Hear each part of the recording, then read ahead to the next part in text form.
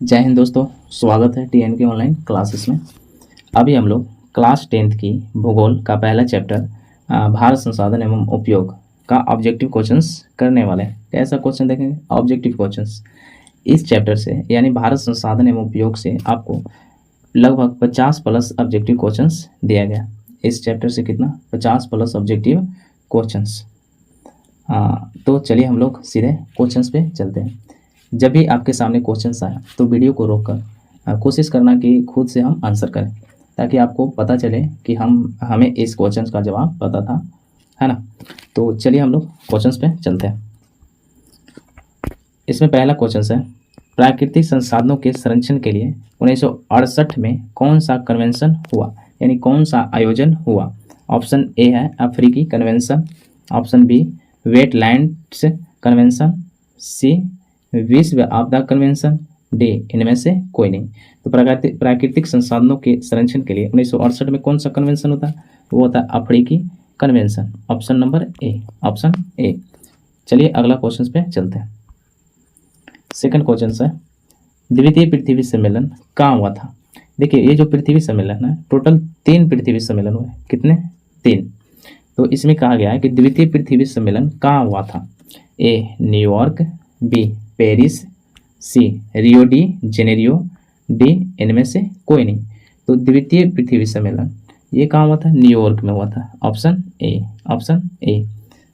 अगर हमसे पूछा जाता है प्रथम पृथ्वी सम्मेलन कहाँ हुआ था, तो रियो डी जेनेरियो, और तृतीय पृथ्वी सम्मेलन दक्षिण अफ्रीका जोहान्सबर्ग में हुआ था। अगला क्वेश्चन 3 नंबर, सौर ऊर्जा कौन सा संसाधन है। पूछा गया है कि सौर ऊर्जा कौन सा संसाधन है। ए मानवकृत, बी नवीकरणीय, सी अजैव, डी अनवीकरणीय। तो सौर ऊर्जा कौन सा संसाधन है? तो वो है नवीकरणीय संसाधन। नवीकरणीय उसे कहा जाता है जिसे उपयोग करने पर वो समाप्त न हो, है ना। तो ऑप्शन कौन हो जाएगा? बी। अगला क्वेश्चन 4 नंबर, सौर ऊर्जा निम्नलिखित में से कौन सा संसाधन है। सौर ऊर्जा कौन सा संसाधन है? ए मानवकृत, बी पुनः पूर्ति योग्य, सी अजैव, डी अचक्रीय। सौर ऊर्जा कैसा है? पुनः पूर्ति योग, ये अपना पुनः पूर्ति योग कर लेता है। ऑप्शन कौन हो जाएगा? बी हो जाएगा।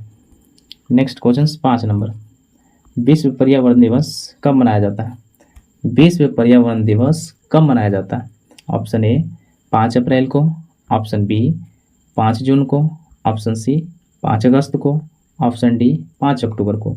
तो विश्व पर्यावरण दिवस ये मनाया जाता है 5 जून को। कब मनाई जाती है? 5 जून को। कुछ ऐसे डेट हैं जिसे आपको याद रखना चाहिए। जैसे 7 अप्रैल पूछा जाए, 7 अप्रैल ये स्वास्थ्य दिवस मनाया जाता है। और अंतर्राष्ट्रीय महिला दिवस 8 मार्च को मनाया जाता है। तो ये ऐसे कुछ इंपॉर्टेंट डेट होते हैं जिन्हें आपको याद रखना चाहिए। चलिए अगला क्वेश्चन 6 नंबर, प्रथम पृथ्वी सम्मेलन कहाँ आयोजित हुआ। अभी इसके पहले वाले क्वेश्चंस में हम बता चुके हैं कि प्रथम पृथ्वी सम्मेलन कहाँ हुआ था। तो ये हुआ था रियो डी जेनेरियो। और ये रियो डी जेनेरियो किस देश में पड़ता है? तो ये पड़ता है ब्राज़ील में। कहाँ पड़ती है? ब्राज़ील देश में। ब्राज़ील की राजधानी पूछा जाएगा तो ब्राज़ीलिया है। इसकी राजधानी कौन सी है? ब्राज़ीलिया। प्रथम पृथ्वी सम्मेलन कहाँ हुआ था? रियो डी जेनेरियो में। Option number A. Next question 7 number, निम्न में कौन अनवीकरणीय संसाधन है। देखिए अनवीकरणीय उसे कहा जाता है जिसे उपयोग करने पर इसे दोबारा बनने में ज़्यादा समय लगती है, लाखों करोड़ों वर्ष का समय लग जाता है। ऑप्शन ए है सौर ऊर्जा, ऑप्शन बी जीवाश्म ईंधन, सी जल विद्युत, डी पवन ऊर्जा। देखिए सौर ऊर्जा समाप्त नहीं हो सकती है, जल विद्युत भी समाप्त नहीं हो सकती है, पवन ऊर्जा ये तो और भी नहीं समाप्त हो सकती है। तो ऑप्शन इसमें से कौन हो सकता है समाप्त? बी, यानी बी ऐसा है जिसे समाप्त हो सकता है। तो अनवीकरणीय संसाधन कौन है? जीवाश्म ईंधन। Option B. अगला क्वेश्चन 8 नंबर, 8 नंबर में क्या कहा गया? पंजाब में भूमि निम्नीकरण के मुख्य कारण है। पंजाब में भूमि निम्नीकरण के मुख्य कारण क्या है? ए वनोन्मूलन, बी गहन खेती, सी अति पशुचारण, डी अधिक सिंचाई। तो पंजाब में भूमि निम्नीकरण के मुख्य कारण क्या है? अधिक सिंचाई। Option D. अगला क्वेश्चन 9 नंबर, काली मिट्टी उपयुक्त है। काली मिट्टी उपयुक्त है किसके लिए? ए कपास के लिए, बी लीची के लिए, सी गेहूं के लिए, डी बाजरा के लिए। और ये जो क्वेश्चन है ये बहुत बार पूछा गया है बिहार बोर्ड में कि काली मिट्टी किसके लिए उपयुक्त है, तो वो कपास के लिए, ऑप्शन ए। अगर हमसे पूछा जाता है कि काली मिट्टी कहाँ पाई जाती है, तो ये महाराष्ट्र में पाई जाती है। कहाँ पाई जाती है? महाराष्ट्र में पाई जाती है ना। चलिए अगला क्वेश्चन 10 नंबर। काली मृदा का दूसरा नाम क्या है? काली मिट्टी को और दूसरा नाम क्या है? इसका दूसरा नाम किससे जाना जाता है? तो रेगुड़ मिट्टी से, ऑप्शन बी, ऑप्शन बी। अगला 11, मरुस्थलीय मृदा किस राज्य में पाए जाते हैं? मरुस्थलीय मृदा, मरुस्थल से आपको याद आना चाहिए कि मरुस्थल कहाँ पे है? राजस्थान में। कहाँ पे है? राजस्थान में। तो मरुस्थलीय मृदा कहाँ पाई जाएगी? राजस्थान में पाया जाएगा, ऑप्शन बी, ऑप्शन बी। अगला क्वेश्चन 12 नंबर। भारत में सबसे लंबा बांध है? भारत में सबसे लंबा बांध कौन सा है? ऑप्शन ए रिहंद बांध, हीराकुंड बांध, भाखड़ा नांगल बांध, नरौरा बांध। तो सबसे लंबा बांध कौन सी है? वो है हीराकुंड बांध, हीराकुंड बांध। और ये किस नदी पे है? नर्मदा नदी पे है। किस नदी पे? नर्मदा नदी, पंजाब। नर्मदा नदी कहाँ है? पंजाब में, ऑप्शन बी। अगला क्वेश्चन 13 नंबर। गोविंद सागर कृत्रिम जलाशय संबंधित है? कृत्रिम जलाशय मतलब मानव द्वारा बनाया गया हो, है ना। तो ऑप्शन ए रिहंद बांध से, ऑप्शन बी हीराकुंड बांध से, ऑप्शन सी भाखड़ा नांगल बांध से, डी नरौरा बांध से। तो ये जो गोविंद सागर कृत्रिम जलाशय है, यानी इसको झील भी बोल सकते हैं, तो ऑप्शन कौन हो जाएगा? सी।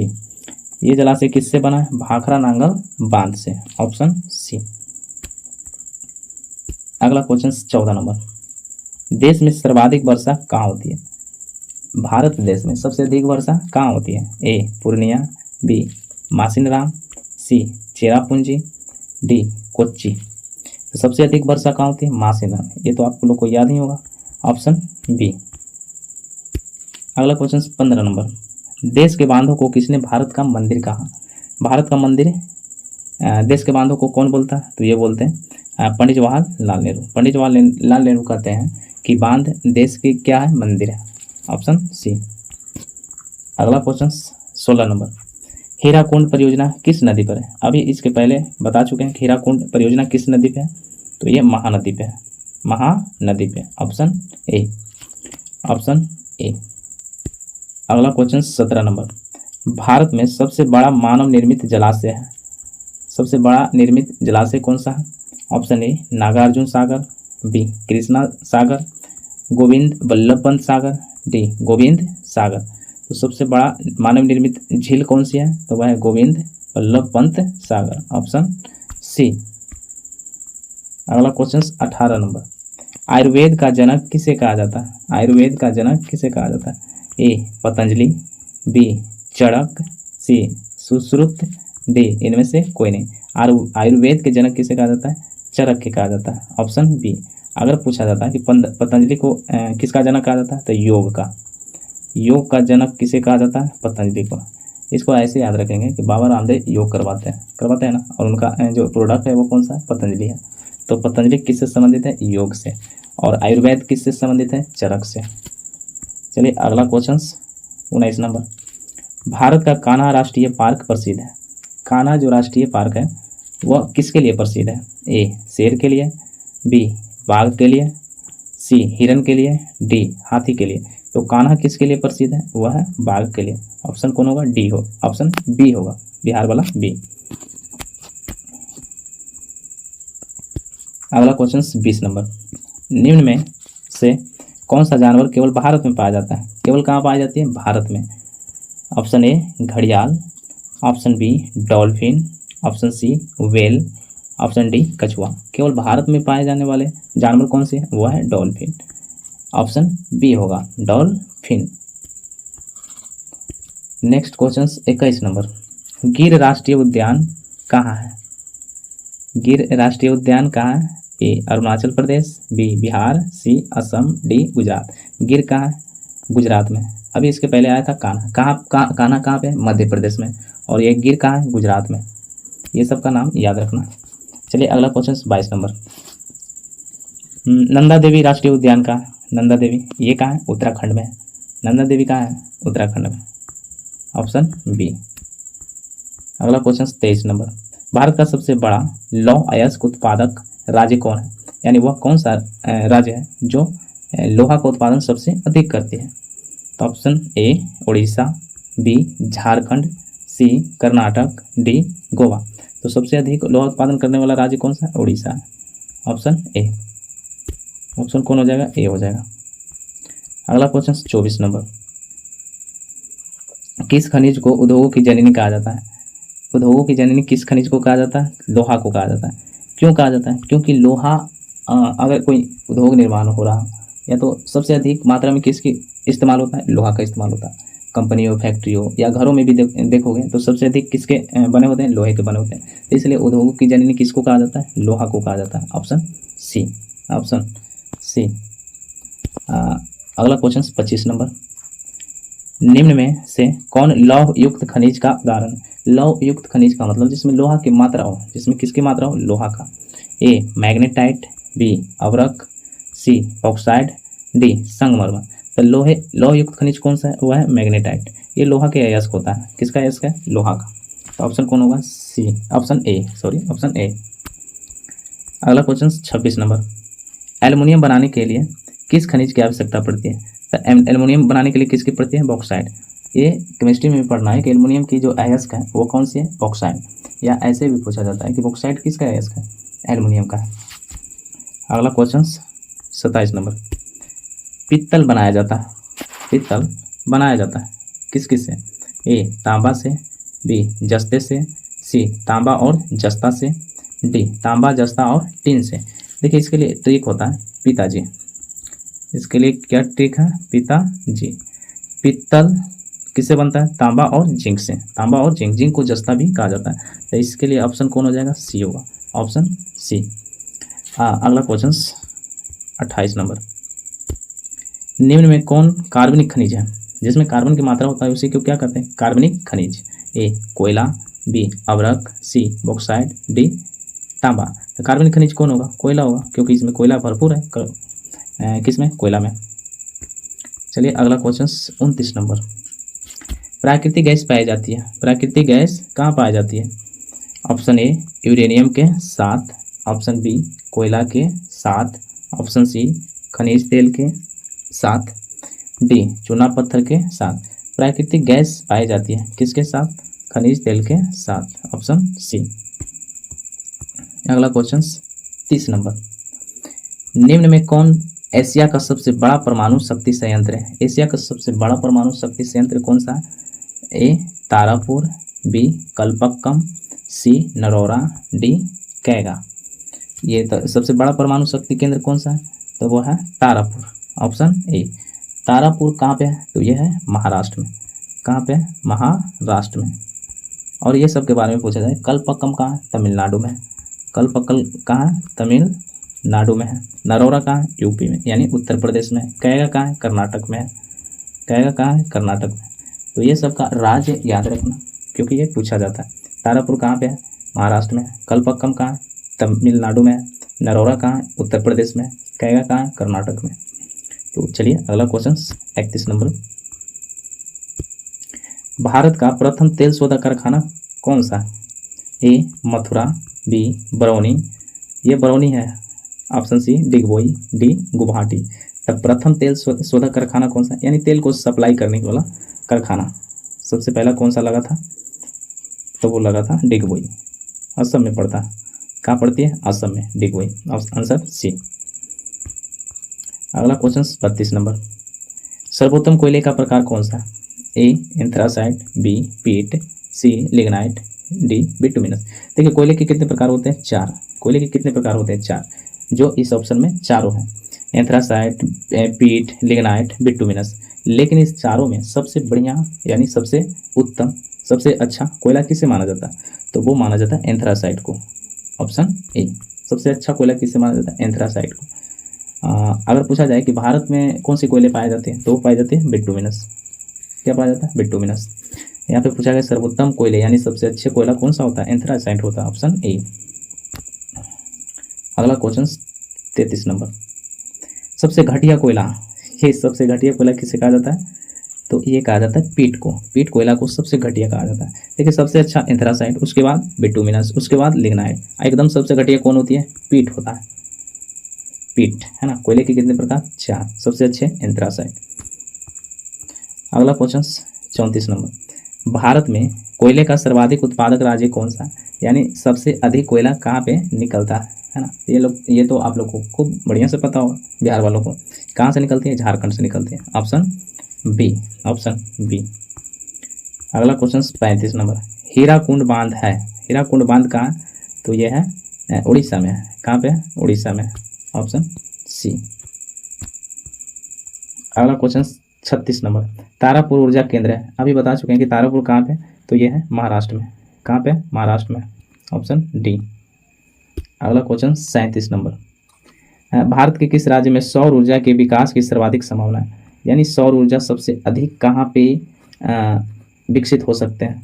तो सौर ऊर्जा के लिए धूप गर्म एरिया होना चाहिए, जहाँ पे अधिक धूप निकलती हो, है ना। तो वैसा एरिया कौन सा है, वो है राजस्थान, ऑप्शन सी। अगला क्वेश्चन 38 नंबर, ऊर्जा के मुख्य स्रोत है, ऊर्जा के मुख्य स्रोत है। देखिए ऊर्जा यानी ऊर्जा किससे से हमें प्राप्त होती है, कोयला से, पेट्रोलियम से, विद्युत से, इनमें से सभी। तो इनमें से सभी होगा, ऑप्शन डी। 38 के क्या हो जाएगा, डी। चलिए अगला क्वेश्चन 39 नंबर, भारत में सबसे पुराना तेल भंडार कहाँ है, सबसे पुराना है, तो वो कौन सा है, डिगबोई, जो कि है असम में। कहाँ पे, असम में है डिगबोई सबसे पुराना। अगला क्वेश्चन 40 नंबर, झारखंड के झरिया क्षेत्र में मुख्यतः क्या पाया जाता है, तो झरिया केंद्र में क्या पाया जाती है, तो यहीं तो कोयला मिलता है। कहाँ पे, झारखंड के झरिया में, ऑप्शन सी। अगला क्वेश्चन 41 नंबर, यूरेनियम का प्रमुख उत्पादक राज्य है, यूरेनियम भारत में किस राज्य में पाया जाता है, ए डिगबोई, बी झरिया, सी घाटशिला, डी जादूगोड़ा झारखंड। तो ऑप्शन कौन हो जाएगा, डी हो जाएगा। देखिए यहाँ पे यूरेनियम पूछेगा तो जादूगोड़ा झारखंड, अगर कोयला पूछेगा तो झरिया, है ना। यूरेनियम पूछा गया तो ऑप्शन कौन हो जाएगा, डी हो जाएगा। अगला क्वेश्चन 42 नंबर, भारत के किस स्थान पर पहला परमाणु ऊर्जा केंद्र स्थापित किया गया था, भारत के किस स्थान पर, तो वो कौन था, तारापुर, और ये कहाँ पे, महाराष्ट्र में। कहाँ पे, महाराष्ट्र में, ऑप्शन डी। अगला क्वेश्चन है 43 नंबर, 43 नंबर में क्या कर रहा है कि निम्न में कौन जीवाश्म ईंधन है, यानी जीवों से प्राप्त ईंधन को क्या कहते हैं, जीवाश्म ईंधन। ए कोयला, बी पेट्रोलियम, सी प्राकृतिक गैस, डी इनमें से सभी। तो इनमें से सभी क्या है, जीवाश्म ईंधन है। क्यों, क्योंकि ये कोई ना कोई जीवों से ही हमें प्राप्त होती है। तो ऑप्शन कौन हो जाएगा, डी हो जाएगा। अगला क्वेश्चन 44 नंबर क्या है कि भारत में प्रथम जल विद्युत संयंत्र की स्थापना कहाँ हुई थी, जल विद्युत संयंत्र, है ना, जो बांध बनाकर बिजली तैयार की जाती है, तो वो सबसे पहले कहाँ स्थापना हुई थी, ए शिलोंग, बी शिव समुद्रम, सी दार्जिलिंग, डी अगरतला। तो वो कहाँ हुई थी, दार्जिलिंग, ऑप्शन सी। और दार्जिलिंग की जो चाय है भारत में सबसे अधिक प्रसिद्ध है, यानी फेमस है, सबसे अधिक फेमस चाय कहाँ की है भारत में, तो वह है दार्जिलिंग की। और विद्युत संयंत्र भी सबसे पहले स्थापना कहाँ हुई थी, दार्जिलिंग में, ऑप्शन सी। अगला क्वेश्चन 45 नंबर, भारत में मुख्यतः किस प्रकार का कोयला पाया जाता है, ये बता चुके हैं कि कैसा कोयला पाया जाता है, बिटुमिनस पाया जाता है। भारत में कौन सी कोयला, बिटुमिनस। अगला क्वेश्चन 46, भारत के प्राचीनतम कोयले की खान कौन है, भारत में प्राचीनतम कोयले की खान कौन सा है, रानीगंज है, ऑप्शन ए। प्राचीनतम मतलब पुराना कोयला के खान कौन सा है, रानीगंज। अगला क्वेश्चन 47, बॉक्साइट का सबसे बड़ा उत्पादक राज्य है, बॉक्साइट। बॉक्साइट किसके लिए इस्तेमाल होता है, यानी बॉक्साइट किसका है, इसका, तो वह है एल्युमिनियम का, किसका, एल्युमिनियम का। और बॉक्साइट का सबसे बड़ा उत्पादक राज्य कौन सी है, तो वह है उड़ीसा, कौन सी, उड़ीसा। और झारखंड कोयला के लिए, उड़ीसा बॉक्साइट के लिए। चलिए 48 क्वेश्चन, भारत में किस खनिज का अभाव है, यानी किस खनिज की कमी है ना। ऑप्शन ए अभ्रक, option B bauxite, option C लोहा, ऑप्शन डी लेड। तो भारत में किस खनिज की कमी है, तो वह है लेड। लेड की संकेत क्या होता है, पीबी, है ना, ऑप्शन डी। अगला क्वेश्चन 49 नंबर, एक टन इस्पात बनाने में कितना मैग्नीज का उपयोग होता है, यहाँ पे क्या कहा गया, एक टन इस्पात बनाने में कितने मैग्नीज का उपयोग होता है। Option A 5 kilo, option B 10 kilogram, option C 15 kilogram, option D 20 kilogram. तो कितना चाहिए, चाहिए 10 केजी। कितना? 10 केजी। 1 टन इस्पात बनाने में कितना मैग्नीज होना चाहिए? 10 किलोग्राम की आवश्यकता होती है। Option B. अगला क्वेश्चन 50 नंबर, लौह अयस्क है, लौह अयस्क है। ऑप्शन ए नवीकरणीय संसाधन, अनवीकरणीय संसाधन, जैव संसाधन, मानवकृत संसाधन। तो लौह कैसा है? अनवीकरणीय, अनवीकरणीय। अगला क्वेश्चन 51 नंबर, निम्नलिखित खनिजों में कोडर्मा किससे संबंधित है? क्या कहा गया? कोडर्मा। ए बॉक्साइट, बी अभ्रक, सी लौह अयस्क, डी तांबा, डी तांबा। तो कोडर्मा किसके लिए? अभ्रक के लिए। कोडर्मा अभ्रक के लिए। Option B. कुछ ऐसे राज्य हैं जहाँ पे खनिज निकलते हैं, तो उस राज्य का नाम याद रखना, है ना। उस राज्य का नाम क्या रखना होगा? याद रखना होगा। सुंदरबन है, सुंदरबन है, क्या है ये? तो सुंदरबन विश्व का सबसे बड़ा डेल्टा है। कौन सी? सुंदरबन। और ये कहाँ पे है? तो पश्चिम बंगाल में। कहाँ पे? Paschim Bengal. Option B. Question number 53, Narmada घाटी परियोजना किन राज्यों से संबंधित है? नर्मदा घाटी परियोजना। A Bihar, Uttar Pradesh, Madhya Pradesh. Option B Tamil Nadu, Kerala, Karnataka. Option C Paschim Bengal, Uttar Pradesh, Punjab. Option D Gujarat, Maharashtra, Madhya Pradesh. तो किन राज्यों से संबंधित है? वह है Gujarat, Maharashtra, Madhya Pradesh. Option number D. कौन सी नदी घाटी परियोजना? नर्मदा नदी घाटी परियोजना, गुजरात, महाराष्ट्र, मध्य प्रदेश। अगला क्वेश्चन 54 नंबर, और ये हमारा लास्ट क्वेश्चन है। लास्ट क्वेश्चन क्या है? कांवर झील कहाँ स्थित है? कांवर झील कहाँ स्थित है? A Patna, B Begusarai, C Jehanabad, D Gaya. तो कांवर झील कहाँ पे? Begusarai. Option B, option B. Option कौन हो जाएगा? बी। आज के लिए इतना ही, तब तक के लिए जय हिंद।